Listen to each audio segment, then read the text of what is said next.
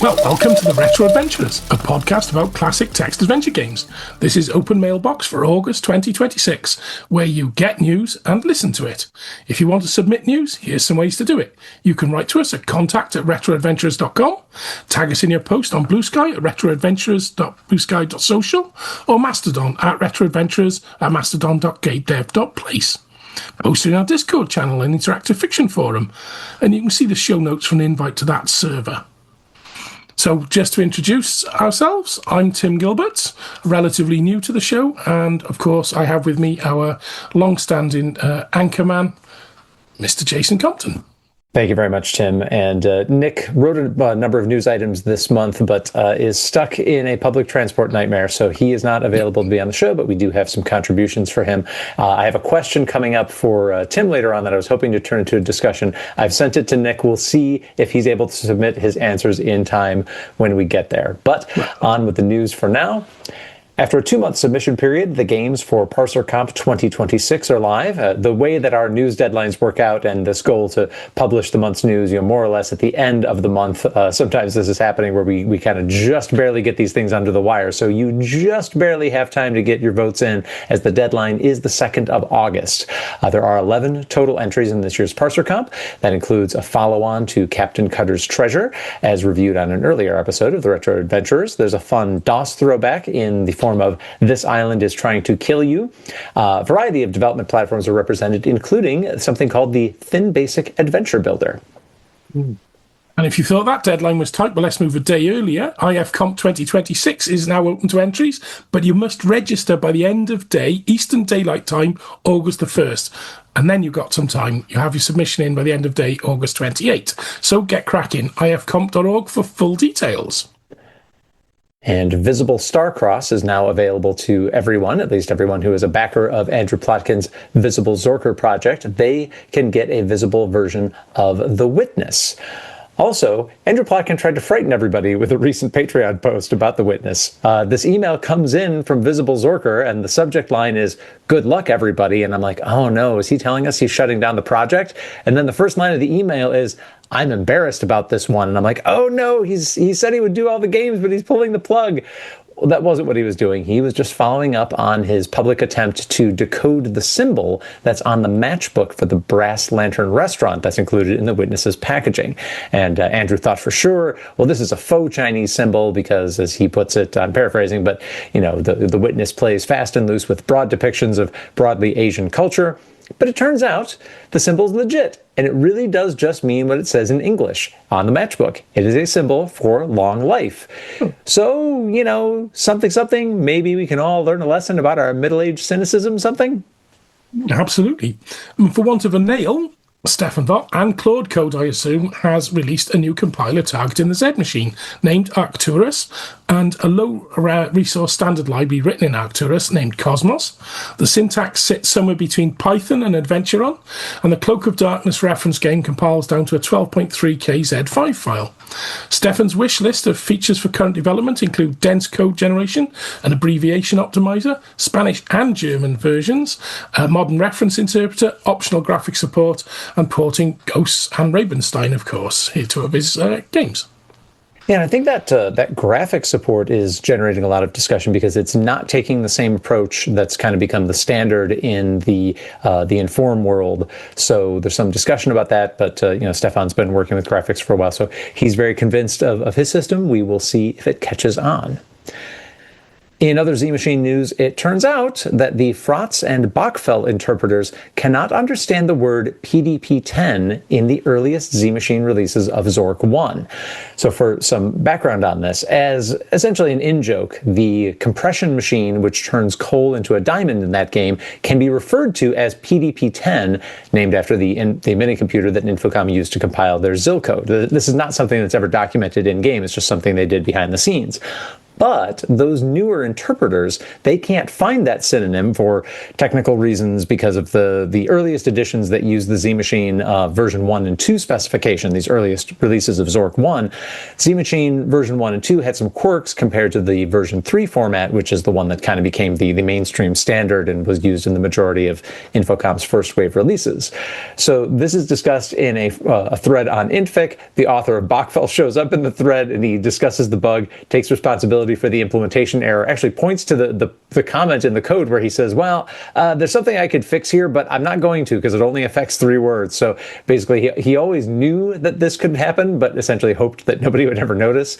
It's a fun little thread on the Infic forum and worth a look. Always great to learn about things this far into the future, isn't it? Yeah. Anyway, your prayers have been answered. Linux for the Sega Mega Drive, copyright TM, is finally here. The project's README begins with a relevant header, "Is this a joke?" with the terse answer, no.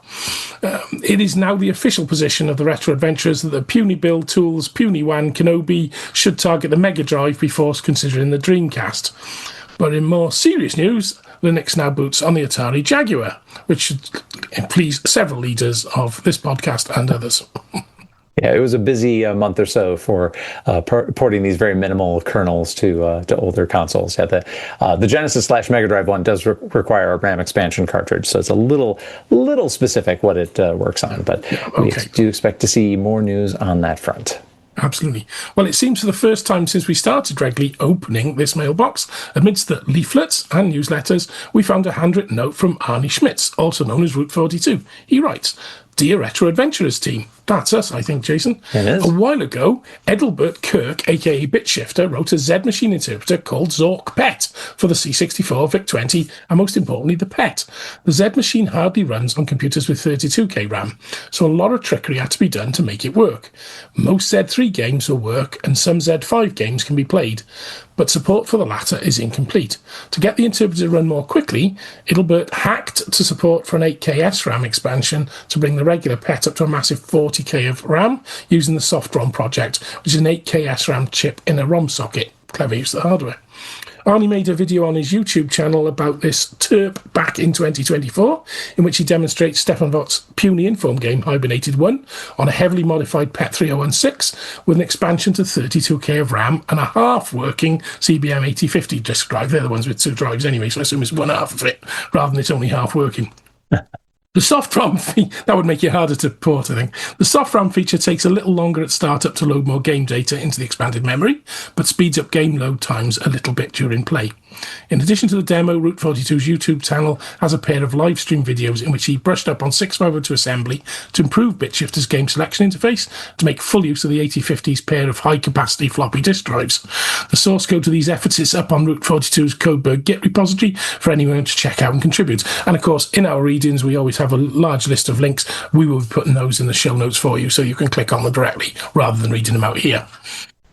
Anyway, Ethan Dix is also working on the BitShifter interpreter, so we should keep an eye on him, and obviously links will follow.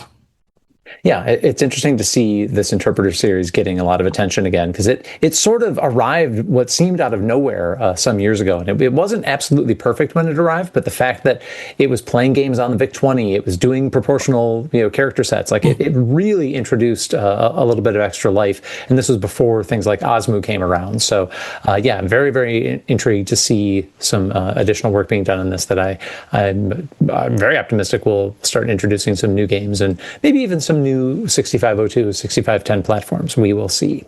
Well, shows how powerful the VIC-20 was, even for its time, Yeah, with a lot of RAM strapped to it, in fairness. Yeah, but that's the bit they couldn't afford to put in at the start. Right.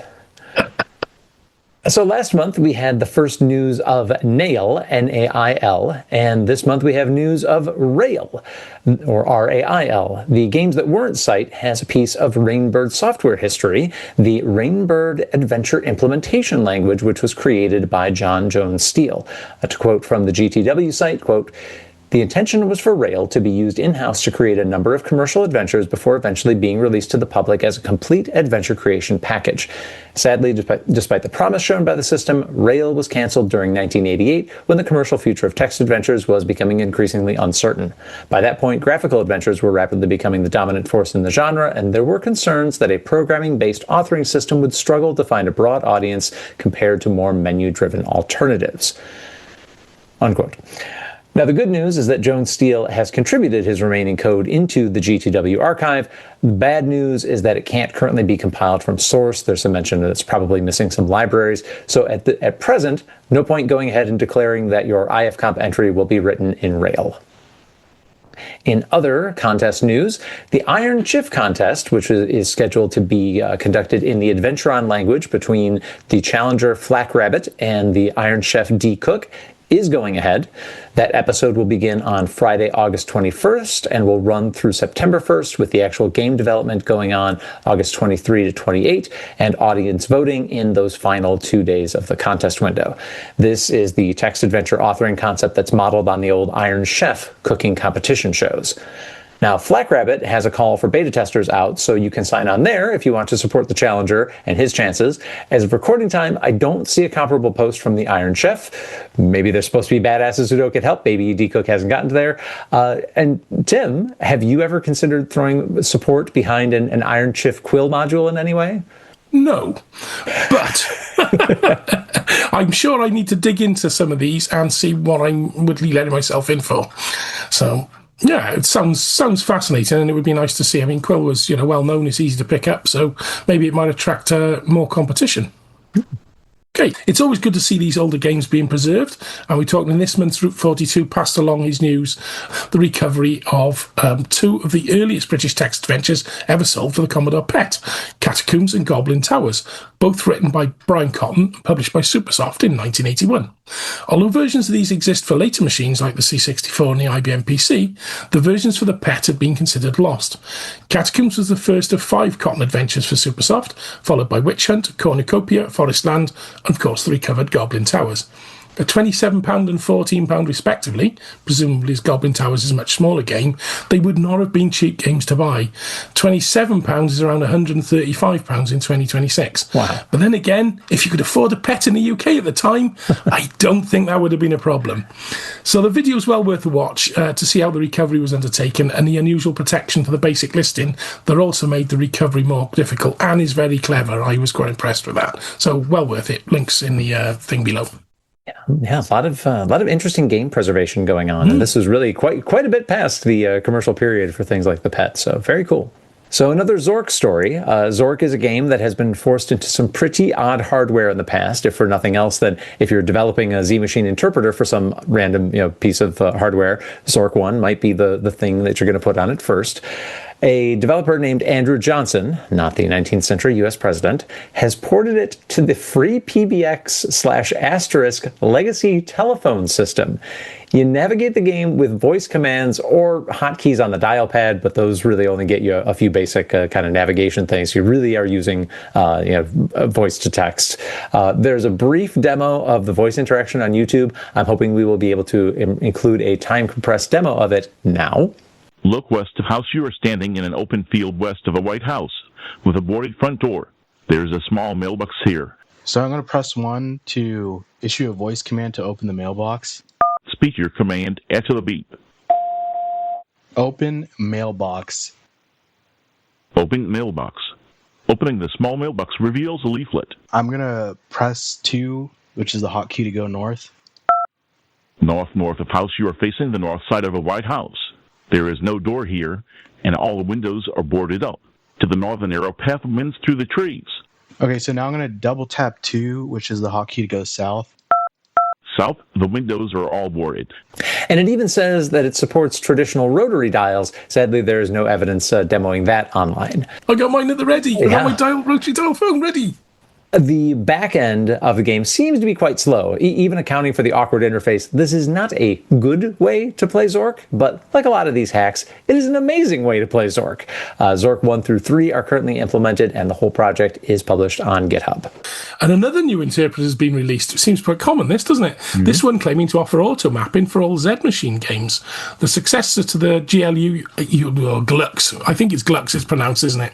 Or Glulux, yeah. Or Glulux, yeah, Glux. Glulux. There we go. We're going to go with Glulux, all right? Yep. I'm going to go with Glulux. And the Glulux engine, which people did not expect to be discussed on a monthly news podcast, I certainly didn't. I haven't seen it mentioned for a while. As well as the venerable Scott Adams format. Babelmap is available on GitHub. Credit to Sharkus, a.k.a. Marcus Kellerman, plus Claude, as in the LLM. Getting everywhere. Claude, isn't he? Really busy. And runs on modern 64-bit Linux, Mac OS and Windows systems. Bug reports are welcome, and the quirky Z-Machine v6 format, the one IFComp created to support on-screen graphics, is particularly under construction according to recent discussions. And another project pulled over from the intfic.org forum. There's a month-and-a-half-long project going on called Review-a-Thon, in which people are challenged, not simply to play a bunch of games and review them, but to structure their choices around a sort of bingo card of qualities that are meant to force you to mix it up a bit, such as, play a game from a new-to-you author, find a game that's playable in under 15 minutes, play a game from an atypical for your taste genre. The informal project and the tracking spreadsheet, if you want to play along and contribute, are open through August 15th. Our past guest, Mathbrush, the prolific text adventure reviewer, also has published quite a few games, and he's taken one of the most ambitious, Never Gives Up Her Dead, to Steam. The teaser blurb. Time is running out after a meteor strikes your interstellar starship. While the crew is under full alert, you only seem to notice the strange red portals opening up throughout the ship. Old school text base parser, no graphics, huge worlds, no hints. Recommended for text game veterans. A less flashy version remains available on itch.io if you're more into indie labels. All right, and we have a few hints and tips and links provided by Mark Hardesty of the well-known classicadventure.co.uk magazine. First off, he reported on an article on oasisbbs.com from Havoc. If you are the lucky owner of the modern creation of the Commodore that could have been, should have been maybe, the Mega 65, then you may wish to keep an eye on the developing Mac for it, not a form of Apple emulation, but another graphical text adventure creator that's taking shape. In the last hour, as this was being written, there were commits from its creator Neon Knight on the Lippy 650 Git account. If you don't like reading, there is also a short video linked from the Oasis by Gabor. It clearly shows the menu-driven command system with up to 20 verbs that can act on one or two objects, and the use of a rule table based on verbs and conditions. The latter part sounds vaguely familiar. Is that the quill structure there, Tim? Sounds similar. Yeah. Something like that, yeah. Mark Hardesty also pointed to something going back a little bit, about a decade ago. It's for ZX Spectrum users and not as easily found from the prolific author's main site of Solsa at solhsa.com. Yari Kompa, we'll go with that pronunciation, will be well known among the next owning community, which I'm just going to say it again here, December 2025 expected delivery date. Here we are into July. I don't have mine.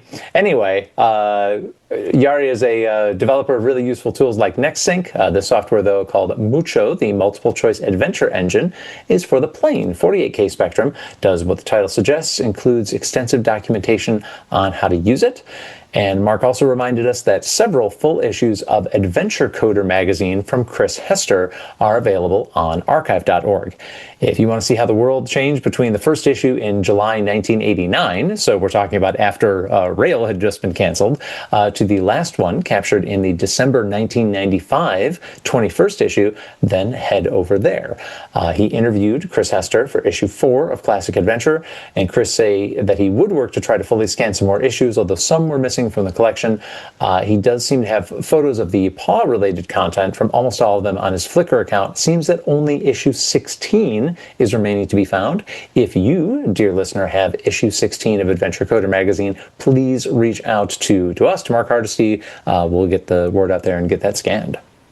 A little newer than we usually cover, but Andrew Plotkin shared the news that a 2012 puzzle game, The Fool and His Money, was recently posted by some anonymous soul as a browser-playable game, and the story of that 2012 release is quite the journey in itself. There's a lot of digital archaeology, a lot of dealing with obsolete Adobe file formats, and plenty of comments and footnotes. David Yode has done some intricate fix-up work on an obscure title made with the Quill adventure writer, called Secrets of the Pyramid of Light for Commodore 64. So he delves into all of this bytecode stuff. Tim, is there not an easier way to do what he was attempting to do here? Oh, I should say succeeded in doing. Yeah, he did it very well. I probably would have just reloaded the database into the editor and had a nose around. But that would just be me, really, because there wasn't a lot of protection to stop you doing that. But I think he did a great job looking at it. So he's fixing typos, even those which require creating new pointers to text locations in memory. This is hard work hacking the database. It's why we wrote the Quill, because the original method that Graham came up with was basically editing all the pointers by hand using a little lookup table and calculator. So that was the reason we wrote the product, because it was hard work doing it this way. But all credit to him for taking the effort, and quite a good video with good interest coverage of some of the stuff. The reason that's difficult for him is because obviously when you fix it, it's longer than the original word, and fixing puzzle related actions just by editing it hex. It is completely mad way of doing it, but it is, it's still really clever and goes into the structure, which is, for those who want to see what underlies it, it's interesting. And it was nice to see him cover Adventure Writer, which of course was the American release, which was done by Codewriter Corporation in Chicago, with a very different manual, different approach, had a different graphics methodology as well, because it was mostly disk-based in the US, so it loaded pictures rather than doing the plot, draw construction. So again, worth looking at. It's and a good look at something not seen Adventure Writer covered in a while much, and nice picture of the box and things like that for those who want to look at it. I think you've got to get about the 40-minute mark before you actually start hacking the database, so you can see the game in it is being played first, so it's quite entertaining, I think. Yeah, quite a project. Mm-hmm. So the fact that Universal Studios has optioned 10 classic Atari properties for potential films, that in itself is only tangentially of interest to us. I mean, nominally, Atari 2600 Adventure is extremely, extremely, extremely loosely inspired by Colossal Cave, but it's really its own beast. Yeah. But Neil Polwin on Blue Sky lamented that, hey, the entire IFComp back catalog is just sitting there ripe for the taking. So I thought I'd throw it open for discussion, and I do at this point have Nick's replies in DM. So, Tim, I'll start with you. You're in charge of a studio. You can book a 3-picture deal from the IFComp back catalog. So you pick three games. Those movies are going to get made. Which games are you picking for you to executive produce? And I'll say right now, you can't just pick the prestige, already deep meaning titles. You know what I mean. You got to pick some fun ones too. Oh dear. I probably wouldn't be able to get The Hitchhiker's Guide to the Galaxy because they didn't allow onward development from it, did they? So, and that movie's been made, so maybe you can set that to the side. Yeah, exactly. So I'd have to start, I think, for myself, one of my favourite one is Suspended. I think the idea of being able to switch the point of view would make for good cinematography. Yeah, I think that would be my first topper choice. I'd really take that. I think you'd have to say, a cheat would say you want to do the Zork sequences, but that would be 4, so I wouldn't be able to do that. I think you'd take the 3 Zork and merge them into one quality film, taking the best bits of all of it, wouldn't you? Or you don't want to do the Hobbit approach, spread them out into 9? No, absolutely not. I think I want to take the story down, cut away at the chaff, and really push it hard for it. But maybe we'd stretch it to 2 parts, and that would be my 3 films. Oh. Yeah, because I really can't do The Hitchhikers because, as you say, it's already been done and quite well, actually. So okay, so I'll have a think. Let's listen to what Dave got. Maybe I'll change my mind on my 3rd one rather than it being a 2-parter from the 3. Okay, so like I said, Nick did get his picks in. He went with Planetfall, Ballyhoo, and Bureaucracy. So he said with Andor vibes for Planetfall, a bit of Roger Rabbit for Ballyhoo, and yes, Bureaucracy gives you another way to potentially cash in on Douglas Adams without having to go through the mess of you're just making another Hitchhiker's game. So I like the Suspended pick. That one I'd kept in the back of my mind. I'm going to go with the Witness, and I like it for making a film noir, and one in which, the central tension isn't solving the puzzle. It's, well, we know that she did it, but, is she going to get one over on the detective? Is she going to get away with it? Is he going to let her off the hook? Is Duffy going to have to intervene? You do it. The fundamental tension isn't about the murder. It's about the character interaction. And then Nick stole Planetfall from me. I will go with Enchanter. There's still Magic is still. I think it's still in enough that we can cash in. That can be the big money one. And I'll go with Cutthroats. That's a relatively unloved game. A lot of people have said that it feels sort of under implemented, but I think done right, underwater action sequences can be very exciting. So we'll go with those three and see what we get out of that deal. And then, do you have your third pick after mulling it over a bit? No, I'm going to stick with my two epic. I do something that's really cinematically epic, and it's going to wear me out after the two big ones for Zork. And I'm sorry I went first. I got to pick it. Yeah, definitely. But I do like Suspect. I think that would be that jumped instantly when I saw the question. It's one I would go for. So onwards with the news, because we've got quite a lot. It seems we've got quite a big one this week, isn't it? Yeah. So Pontius Berg, a.k.a. Bacchus of Fairlight, appears to be turning his recent penchant for cracking Commodore 64 titles, which others have ignored, to the world of text adventures, specifically the Synapse, BTZ games, and even more specifically, Breakers and Essex. Yes, more on Essex coming from Tim and me. Absolutely. Yeah, Bacchus and I collaborated some years ago on Alternate Reality: The City, or his crack of it, and that was a pioneering first-person RPG from the mid-1980s, which up until, early 2020, there were exactly 0 working cracked versions for the C64, which meant that it was very difficult to obtain and play in the modern era. And by collaborated, I mean I goaded him to do it and provided lots of bug reports. So I'll be interested to see, because this seems to be revealing, in the broader discussion, there's not really a lot of archaeology out there on those BTZ games.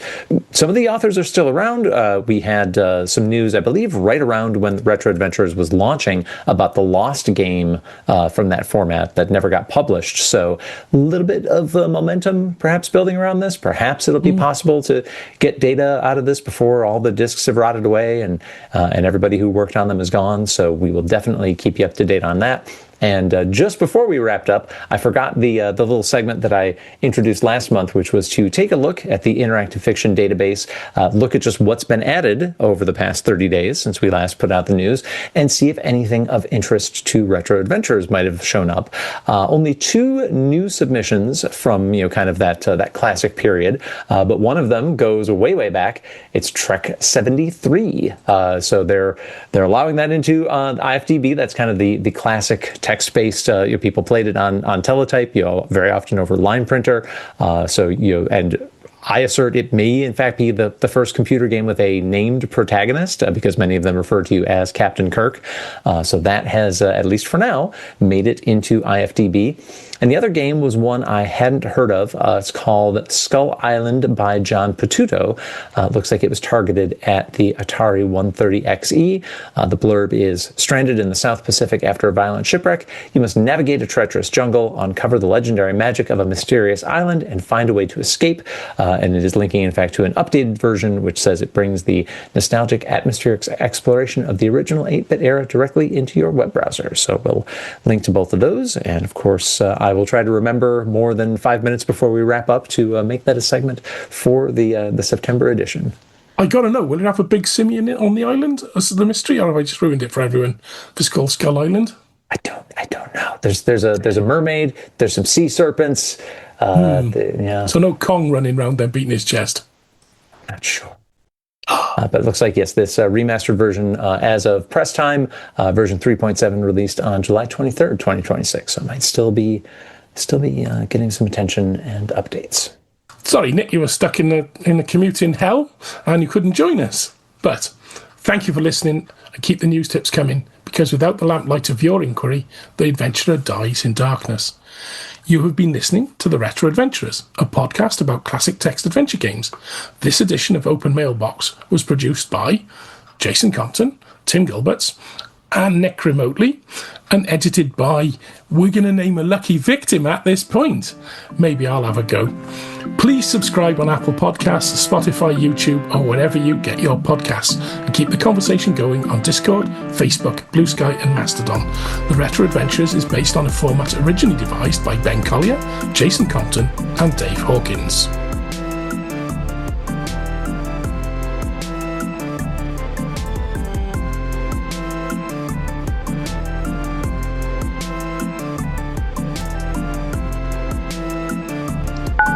Saving jam.